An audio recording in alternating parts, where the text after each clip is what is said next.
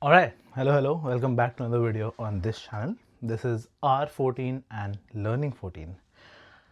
If this is the first video that you're watching in this series, I have turned 23 today on the 15th of April, and every year, whatever number I turn, I do something around it.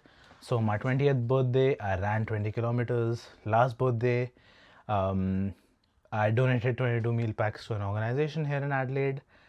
23rd birthday is about sharing 23 learnings that I've gotten from this move abroad in the past 3.3 years, just so that I can talk about more of my life, my setbacks, failures, learnings, positives, negatives, because that is what the reality of an international student, a migrant is, and that is what people should really talk about when it comes to success, PR, finance, jobs.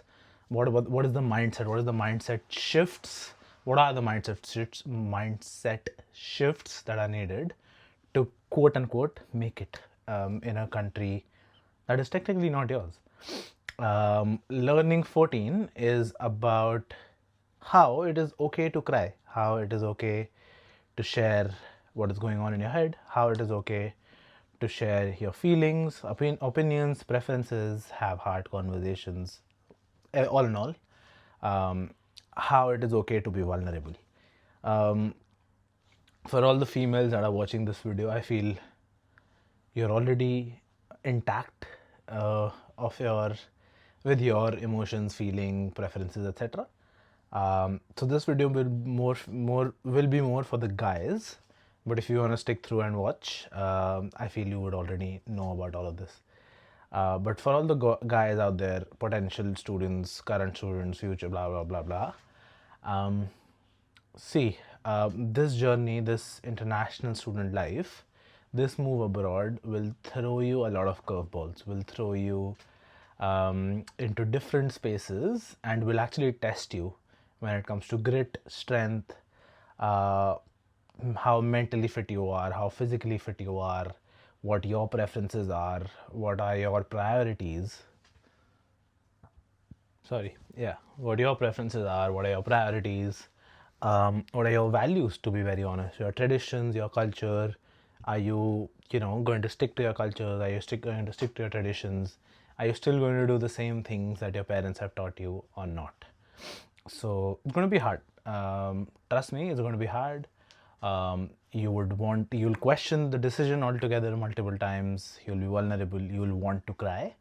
um, but will you, is the main question. Will you share your feelings? Will you ask questions? Will you ask for advice? Will you let go of your ego and actually ask for insights and advice from people who've been here for a longer time than you have? This video is all about that. See, the last time before I moved, I think the last time I would have cried would be in year 10, when I was in class 10th. And after that, there were multiple times. Firstly, it was my first 2-3 days in Australia where I was like, what the have I done? I have not made the right decision. This is not the right country for me. And this is me feeling all of this without even stepping out of my Airbnb. Because I came here during COVID and I had to quarantine. So, it was, what have I done? What have I done? I have not made the right decision. I want to go back. I want to go back. I want to go back. Now, my parents were pretty flexible. They were like, you know what, come back if you want to. Yes, we've invested a lot of money, but nothing is more important than your mental health and mental well-being. But a lot of you might not be in a situation where you can take that decision. I obviously didn't. But yeah, it's a hard time. It's the first week, the first month, the second month, the third month, and day by day, month by month, it gets easier. How does it get easier? One, you focus on your plan, you focus on your priorities, you focus on your your dreams, your aspirations. You always think about them and then go from there.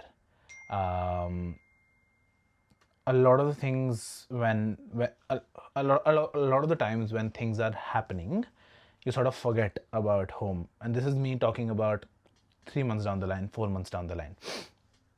But then there's After, I would say, a year, 1.5 years, when there's a routine that kicks in. Let's say you have uni 3 days a week, you have work 3 days a week, um, and you're going through the motions, you're going through the routine. There are so many things to do that you don't have time to think, you don't have time to go out, you don't have time for anything. And when everything is done at the end of the day, you come back home, and then you miss home. Then you feel vulnerable. You feel that this is not the right decision that you've made. This is not the life you want to be leading.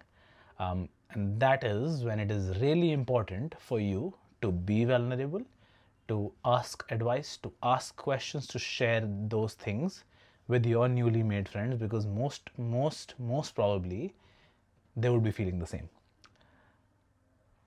Coming back to myself, yeah, last time I cried was probably in year 10. And after that, a lot of things happened. The first 2-3 days were really, really, really bad.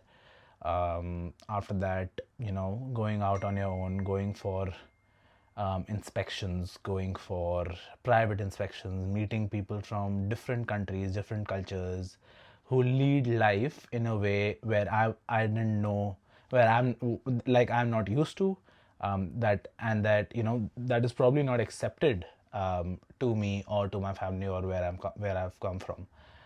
So being okay with all of that, being okay with dealing with people from different cultures, different countries, while also thinking about your priorities, while also thinking about the dreams, the aspirations, the goals that you have to tick off, that are the primary reason you've moved. So that is when, and that is where your mentors come in, the people that have been here for a longer time than you have. And that is why it is really, really important for you to have mentors, to have people, to have good people around you who you can, cry in front of, who you can ask questions, you can ask advice off of. And that is how you start feeling like you're at home, like you're at a home away from home. Otherwise, that homely feeling, that comforting feeling, that positive feeling will never come to you. Trust me, if you found people who you can be vulnerable in front of, who you can cry in front of, who you can ask questions, who you can, act however you want in front of, and they won't judge, stick to them, because that is how that homely, that comforting, that positive feeling will come. I also think it is very, very positive, and it is recommended from my end to cry, to let it out, to be vulnerable, because that is how you start feeling better about things. If you keep everything inside, it'll just get too much. It'll just get really, really overwhelming. You will stop feeling things. You will stop feeling for anybody. You will stop feeling excitement. You will stop feeling anger, sadness, happiness. That is where I was at. I, stopped feeling anything. I got a full-time job, full-time job. I got a job, full-time job. I got a car, car.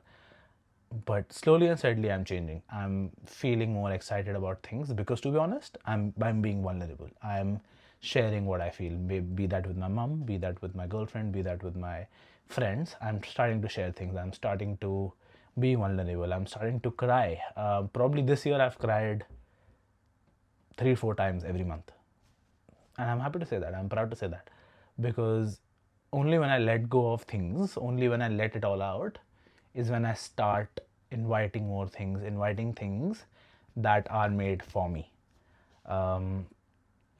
With that, R14, Learning 14 done. I'll see you in the next one.